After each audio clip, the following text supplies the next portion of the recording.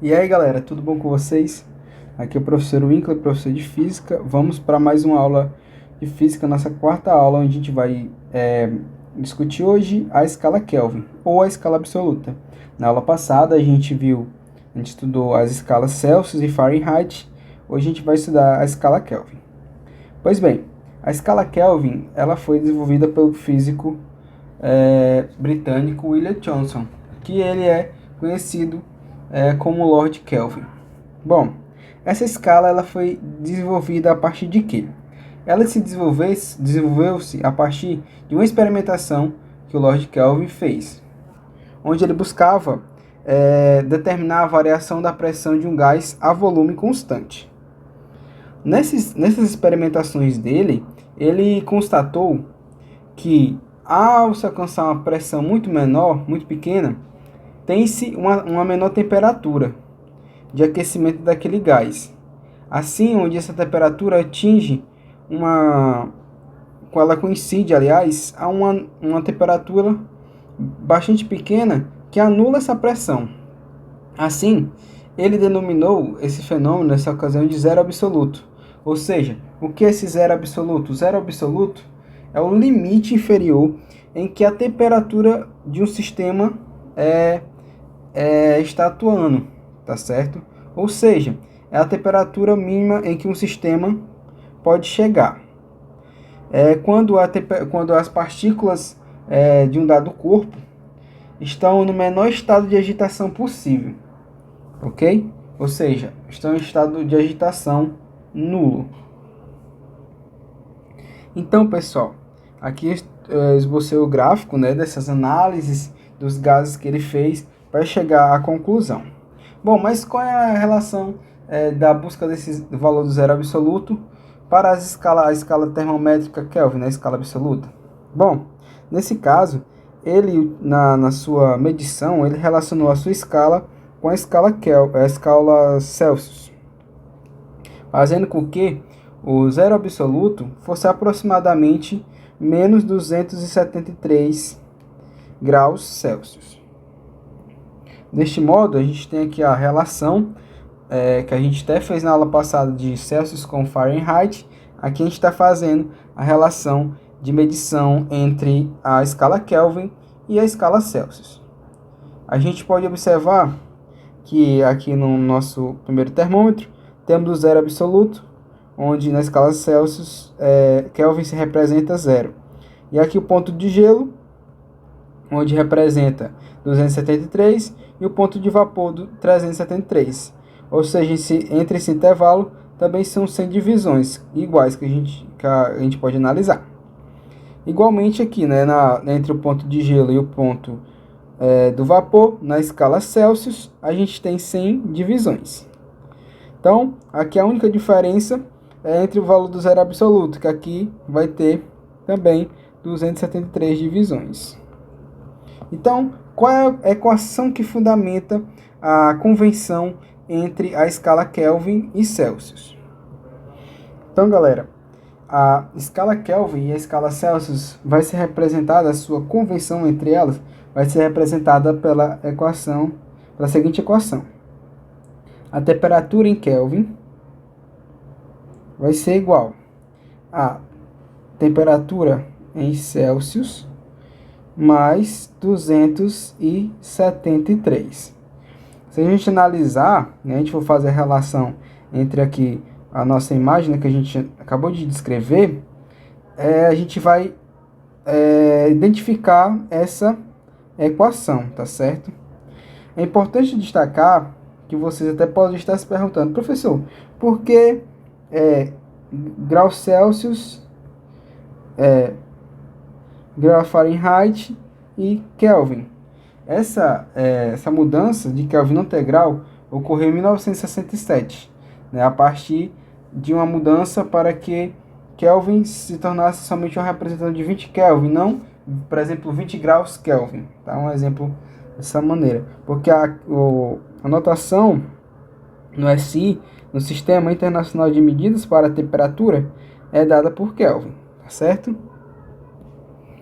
Bom, pessoal, aqui eu trouxe uma tabela para representar tudo que a gente vem estudando, né? Estudando na aula passada, que a gente viu hoje, da escala Celsius, Fahrenheit e Kelvin.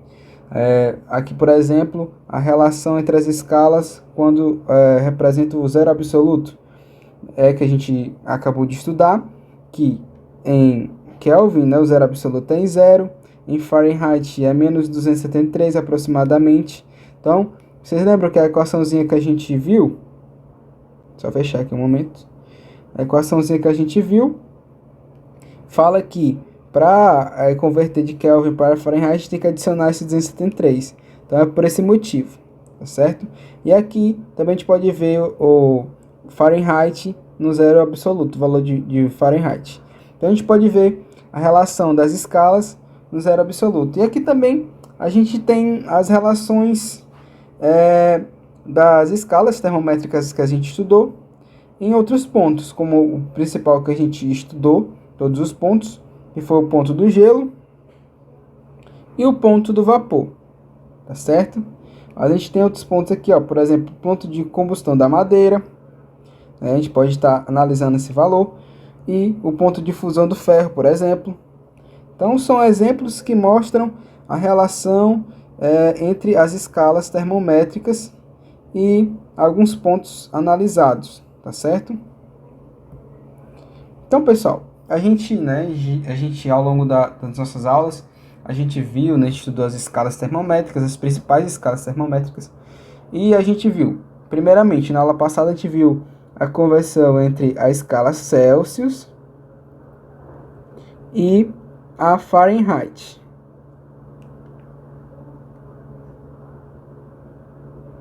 Não foi? Vocês lembram qual é a equação que representa a conversão entre essas escalas? Vamos lá, olhar se vocês lembram. A gente tinha o que, pessoal? Lá na nossa aula passada a gente descobriu que, né, a gente comprovou que a temperatura em graus Celsius sobre 5 é igual à temperatura em Fahrenheit menos 32 sobre 9. Exatamente. Bom, pra gente, agora eu quero fazer o seguinte. A gente não viu na nossa aula de hoje, só eu pegar aqui para recapitular. A gente viu o que? A gente viu a convenção entre a escala Kelvin e a escala Celsius. Não foi isso? Beleza? Então a gente vai ter aqui a nossa equação 1 e a nossa equação 2. Bom, para a gente fundamentar a relação entre todas as escalas que a gente estudou, fazer a transformação, a equação de transformação entre as escalas, a gente vai ter que fazer o seguinte. Vamos lá comigo. A gente vai pegar a nossa equação 2. A gente tem, né, que a temperatura em Kelvin, a gente vai passar esse 273 para o outro lado da equação.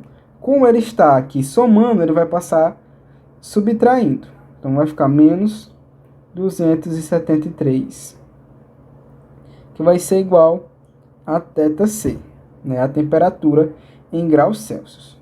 Até aí tudo bem, né, galera? Então vamos lá. Então a gente vai ter o que, ó? Que a temperatura em graus Celsius será igual a θk, que é a temperatura em Kelvin, menos 273. Só estou repetindo aqui para organizar a equação que a gente fez assim. Bom, aqui nesse caso, a gente vai fazer o quê? A gente vai querer igualar essa equação aqui com essa nossa equação número 1.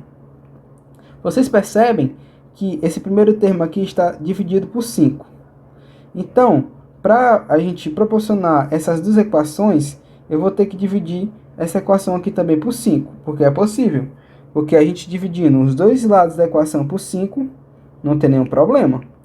Porque a equação vai continuar equilibrada. Então, eu vou dividir aqui, ó, os dois lados por 5.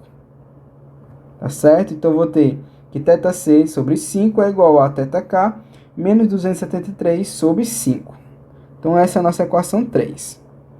Bom, se a gente fazer aqui a proporcionalidade entre essa equação 1 e a equação 3, a gente vai ter o quê? Acho que vocês estão entendendo, né, galera? Ó, porque aqui a gente tem, ó, esse termo, só vamos mudar aqui uma de cor para ficar mais fácil. A gente tem esse termo, θc sobre 5 igual a esse valor. E aqui na nossa equação também a gente tem esse termo, θc sobre 5 igual a esse outro valor. Então a gente pode fazer o seguinte, ó. Essa vai ser a nossa equação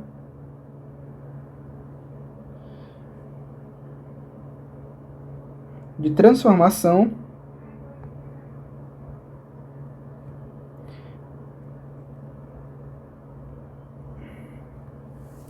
entre as escalas. Quais escalas, professor? A Celsius, Fahrenheit e a Kelvin. Então a gente vai ter o seguinte, ó. A gente vai pegar a primeira equação que a gente tem. A gente tem o que, ó? Que θc sobre 5 é igual a θf, que é a temperatura em Fahrenheit, menos 32 sobre 9. Vai ser igual a quem, ó?